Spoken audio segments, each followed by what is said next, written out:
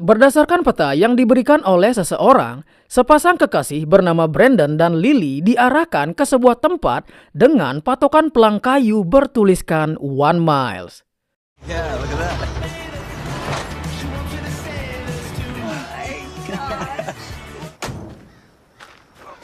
Ketika melihat pemandangan yang begitu indah meskipun tidak ada orang, hasrat Lily yang pengen diaduk pun mulai bergejolak. Ketika sedang asik bercumbu, dari belakang tiba-tiba datang seorang pria membawa busur panah. Brandon yang mencoba ramah kemudian menyapanya. Tapi dari sisi lain muncul lagi beberapa pria misterius yang langsung menangkap Lily. Sedangkan Brandon langsung dilumpuhkan. Kira-kira siapakah orang yang memberikan peta tersebut? Dan apa yang sebenarnya terjadi? Stuff. Hey, what a little private.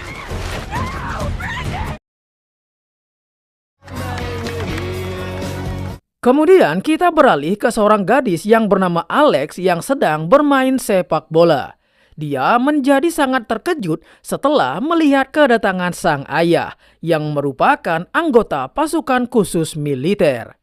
Dia yang selalu ditinggal dari kecil oleh sang ayah tampak tidak begitu menyukai kedatangannya. Si ayah yang bernama Danny sengaja datang karena dimintai tolong oleh istrinya. Karena sebentar lagi Alex akan kuliah. Jadi dia meminta Danny untuk mengantarkan Alex melihat-lihat beberapa universitas. Siapa tahu ada yang cocok dengannya.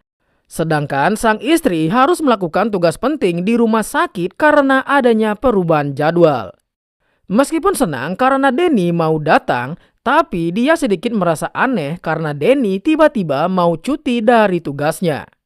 Di sini barulah Danny berkata jujur jika dirinya sudah pensiun, makanya dia bisa memenuhi permintaan istrinya.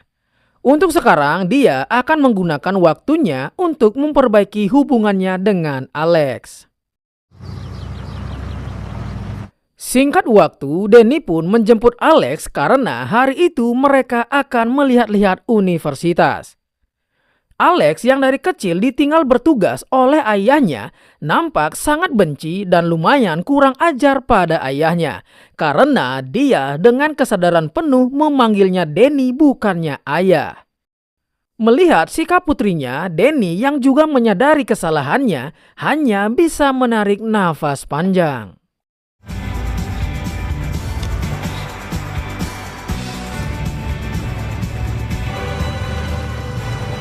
Dalam perjalanan, mereka sempat mampir untuk mengisi bensin mobil. Sambil menunggu, Danny mencoba mengajak putrinya untuk mengobrol. Tapi dia tampaknya harus banyak-banyak bersabar. Karena Alex justru menyalahkan keputusan ayahnya karena memilih untuk masuk militer dan meninggalkannya bersama sang ibu. Dalam situasi ini sebenarnya tidak ada yang bisa disalahkan. Danny menjadi tentara tentu untuk melindungi negara. Tapi di sisi lain, Alex yang otaknya belum tumbuh maksimal masih dipenuhi rasa ego yang tinggi dan belum bisa mengerti dengan hal tersebut. Sebelum pergi ke kamar mandi, Alex kembali berulah karena meminta ayahnya untuk menyimpan pistolnya karena mereka tidak sedang berada di medan perang. Karena Danny ingin lebih dekat dengan putrinya, terpaksa dia pun menuruti keinginan si bocil labil ini. You good? You could at least call me Danny. Thank you. Singkat waktu, saat sampai di universitas pertama, sayangnya Alex tidak menemukan jurusan yang tepat dengan minatnya. Dan di momen ini, Danny baru menyadari jika dia bahkan tidak tahu apa yang putrinya sukai. Hobbies they're into. Yeah. Can we go? Sure. Hey, so what is your favorite? Karena hari mulai gelap, sebelum melanjutkan perjalanan, mereka memutuskan untuk menginap di sebuah hotel. Di momen ini, Alex sempat menyinggung kampus yang akan mereka datangi besok, di mana kampus itu akan memberikan beasiswa untuk pemain sepak bola wanita. Padahal sebenarnya Alex tidak begitu menyukainya. Dia hanya bermain sebatas untuk hobi saja, sedangkan minatnya ada di bidang yang lain. Tapi dia belum mau terbuka dengan Danny. I want to hear all about it.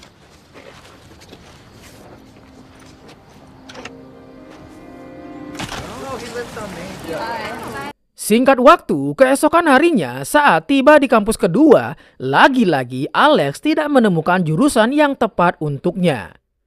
Karena merasa ayahnya mungkin lebih mengerti, Alex kemudian berkata jika dia mendapatkan balasan email dari kampus yang dia sukai dan meminta ayahnya untuk mengantarkannya ke sana. Tapi dia meminta agar ayahnya tidak memberitahukan hal ini kepada sang ibu. Karena merasa mungkin ini akan menjadi momen yang bisa membuat dirinya lebih dekat dengan Alex, meskipun jarak kampusnya sangat jauh, Danny pun tetap akan mengantarkan putrinya. Isn't the end of the world. Okay. It's Future or money and draw. Di tengah perjalanan, mereka sempat mampir di sebuah bar kecil karena Alex ingin buang air kecil. Sekalian Danny membeli beberapa keperluan. Saat masuk ke dalam, Alex sempat tertarik melihat karya seni yang begitu unik. Tapi karena si ibu penjaga terlihat mencurigakan, dia pun langsung menanyakan tempat kamar mandinya. Ketika menuju ke kamar mandi, Alex kembali dibuat tidak nyaman dengan seorang pria yang menatapnya dengan tatapan musang birahi. Bahkan dia sempat bertanya berapakah usianya Alex. Danny yang selesai membeli keperluannya kemudian bertanya apakah ada hotel di arah yang akan dia tuju. Si ibu penjaga mengatakan jika sepanjang jalan itu sama sekali tidak ada penginapan. Tapi dia kemudian menuliskan sebuah peta kecil di mana tempat itu nantinya bisa Danny gunakan untuk camping 1 malam. Tapi bisa kita lihat kertas yang digunakan untuk menggambarkan peta tersebut sangat mirip dengan kertas yang dibawa oleh Lily di awal film. Sungguh mencurigakan. Alex yang merasa ketakutan segera meminta ayahnya untuk pergi dari sana tanpa memberitahu ayahnya tentang si pria musang birahi.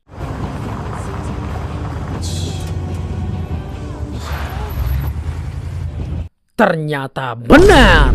Wanita pemilik tempat tadilah yang juga mengarahkan Brandon dan Lily masuk ke tempat tersebut karena terlihat lagi pelang kayu bertuliskan 1 mile.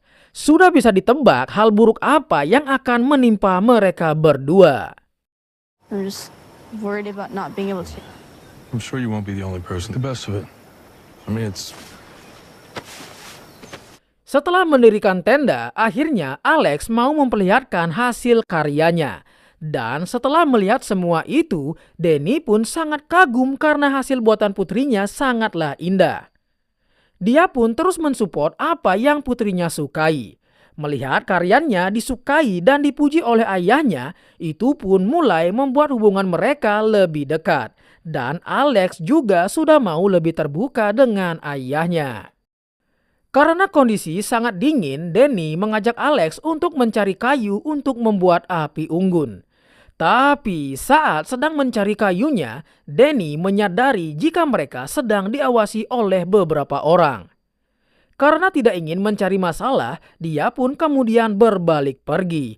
Tapi tentu saja orang-orang tersebut langsung mengejar mereka karena ingin menculik Alex. Campground. We don't want anything. Back to the truck. Hey! Balik ke tempat tenda, orang-orang tersebut juga membawa kabur mobilnya Danny, di mana dalam mobil tersebut Danny menyimpan pistolnya. Karena mereka belum mengetahui jika Danny adalah seorang mantan pasukan khusus, aksi mereka kali ini pun tidak berjalan dengan mudah. Seketika suasana tenang pun berubah menjadi mencekam ketika mereka berdua dijadikan target buruan. Alex yang sudah takut kembali menjadi panik setelah melihat jika ada jasad manusia yang sudah menjadi tulang belulang di belakangnya. Dari topinya, sudah bisa dipastikan jika itu adalah jasadnya Brandon di awal film. Setelah keadaan dirasa aman, Danny mengajak Alex untuk terus bergerak. Fine. It's not. Okay, stay low.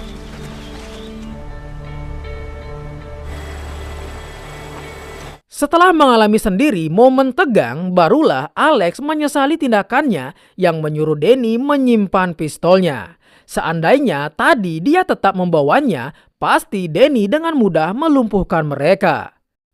Melihat putrinya yang sangat panik, Danny kembali menenangkan Alex dan mengatakan jika dia sudah sering mengalami momen seperti ini, bahkan jauh lebih buruk. Siapapun orang-orang tadi, mereka telah berurusan dengan ayah yang salah. No, there are not. Railroad tracks always lead somewhere. Mereka yang melanjutkan perjalanan kemudian melihat sebuah mobil van.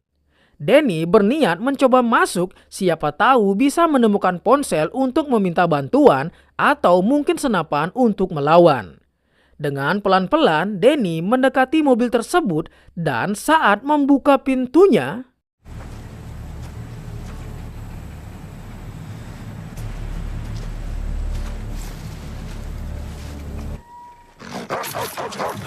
Danny kembali harus adu mekanik dengan orang-orang tersebut. Tapi Danny harus sedikit kesulitan saat menghadapi satu pria yang memiliki perawakan tinggi besar.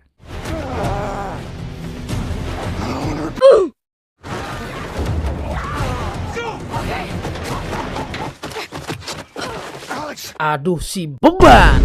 Dalam momen genting seperti ini, bisa-bisanya dia malah kesandung. Untungnya dia masih tetap bisa berjalan. I think so. Okay, because we gotta get moving. Let's go. Let's go. Let's go. Di sisi lain, mereka baru menyadari jika salah satu anggotanya telah tewas. Tapi karena takut dengan si bos jika mereka tidak berhasil membawa Alex, terpaksa mereka tetap melanjutkan perburuannya. Ankle. Yeah, it's okay. Sampai di tepi sungai, Danny menemukan tempat yang aman untuk beristirahat. Dengan persediaan seadanya, mereka pun makan untuk mengisi perut. Di sini, Alex bertanya apa sebenarnya alasan Danny pensiun dari militer. Akhirnya terungkaplah jika Danny dipensiunkan oleh atasannya karena dia malah adu mekanik dengan atasannya sendiri karena berbeda sudut pandang. Saat dalam tugas ada seorang ayah yang ingin menitipkan bayinya, tapi si atasan tidak peduli dengan hal itu. Karena Danny tidak patuh, si atasan pun marah tepat di mukanya. Alhasil terjadilah insiden tersebut. Danny bisa melakukan hal itu dan tidak patuh dengan atasannya karena teringat dengan putrinya. With your CO. Oh, I think I'm done. when I was over there, it put me in a... Karena hari mulai gelap dan Alex juga mulai lelah dan kedinginan, Danny pun memeluk putrinya sambil tertidur. Keep you warm.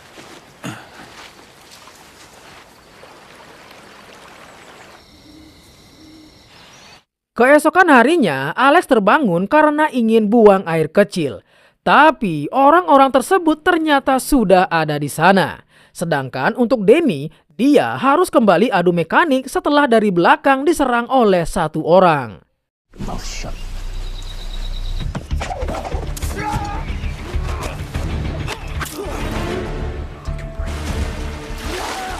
Setelah melumpuhkannya, Alex juga datang dan langsung diajak untuk menyeberangi sungai oleh Danny. Sedangkan dari belakang, orang-orang tersebut masih mengejar mereka. Menemukan jalan buntu, tidak ada pilihan lain, Danny mengajak Alex untuk melompat.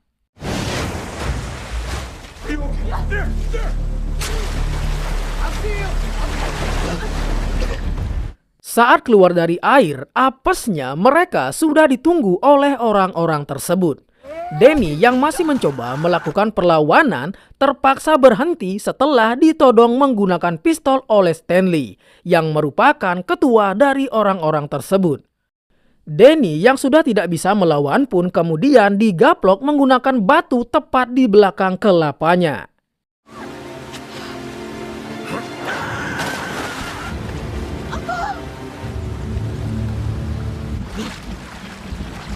Danny yang ternyata masih hidup langsung mencari keberadaan putrinya berdasarkan jejak yang dia lihat.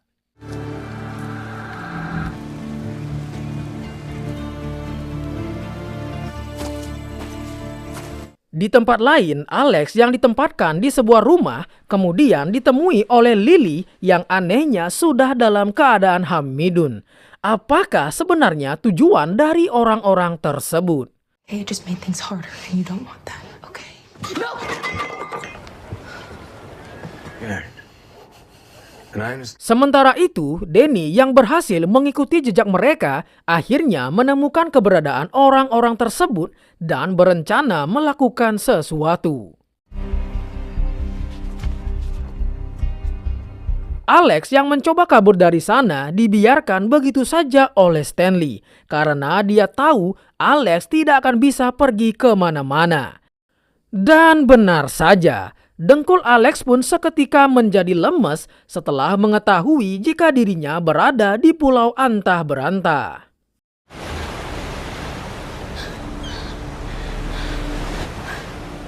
You're strong.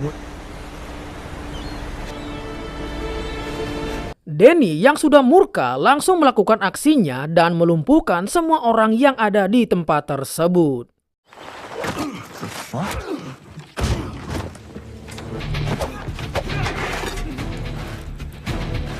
Setelah mengikat semua orang, Danny langsung bertanya di mana keberadaan putrinya. Tapi mereka yang belum mengetahui siapa sosok Danny sebenarnya masih saja bersikap tengil. Akhirnya kali ini Danny menunjukkan sisi brutalnya dengan memotong jari dari anaknya Stanley. Saat bertanya lagi, satu orang malah mengatakan jika celengan putrinya pasti sudah dibobok. Mendengar hal itu, Danny yang semakin dibuat murka langsung menyucuk leher si pria dan membuat yang lainnya mulai kena mental. Karena belum mendapatkan jawaban, Danny kembali memotong telinga dari salah satu pria. Sampai akhirnya, karena sudah ketakutan, dia diberitahu jika sekarang putrinya berada di sebuah pulau tempat mereka tinggal dan akan dijadikan alat bercocok tanam. Dia diberitahu jika Stanley adalah otak di balik semua ini. Mereka menculik wanita karena wanita di tempat mereka sudah tidak bisa memiliki anak lagi. Ditambah kebanyakan bayi yang baru lahir pasti langsung tewas karena air di sana mungkin telah tercemar. Mengetahui semua hal tersebut, Danny kemudian menghubungi Stanley. Dia meminta agar Stanley datang membawa putrinya jika ingin anaknya tetap hidup. Your name. Bring harm to her. I know what you're. Sambil menunggu kedatangan Stanley, Danny sengaja memenuhi rumah tersebut dengan gas. Sehingga sedikit saja ada percikan api, otomatis akan menimbulkan ledakan. Karena Stanley pasti akan membawa pistolnya. You guys stay here. No, sir. Singkat waktu, akhirnya Stanley pun datang membawa Alex. Dan Danny belum tahu jika anak buah Stanley sedang berjaga di luar. Setelah mereka bertemu, Danny langsung mengatakan jika rumah ini sudah dipenuhi dengan gas yang membuat Stanley tidak berani menggunakan pistolnya. Stanley yang mengetahui jari anaknya sudah terpotong kemudian menjadi kesal dan meluapkan semua unek-uneknya. Dia mengatakan alasan dia melakukan semua ini karena orang-orang yang tidak bertanggung jawab dengan seenaknya membuang limbah pabrik begitu saja ke sungai. Padahal dulu dia dan anggota lainnya hidup dengan tenang di sebuah pulau dan jauh dari omong kosong masyarakat. Meskipun begitu, tetap saja cara mereka ini salah karena lebih mirip seperti sekte sesat. Setelah melakukan pertukaran, tentu saja Danny harus kembali adu mekanik dan berakhir dengan sebuah ledakan setelah adanya percikan api dari gagang pintu yang sudah disiapkan Danny.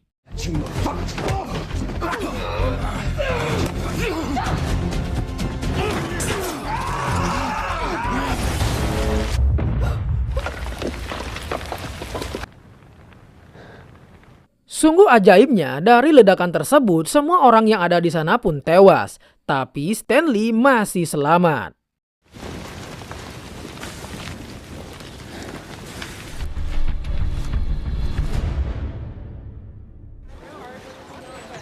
A lot bigger in person. Setelah semuanya berakhir, kini Danny dan istrinya mengantar Alex ke kampus yang dia sukai agar bisa mengasah jiwa seninya. Tapi saat Danny dan istrinya pulang, Danny tidak mengetahui jika Stanley yang masih selamat sudah ada di kampus tersebut dan pastinya akan membalaskan dendamnya. Dan film pun sudah berakhir.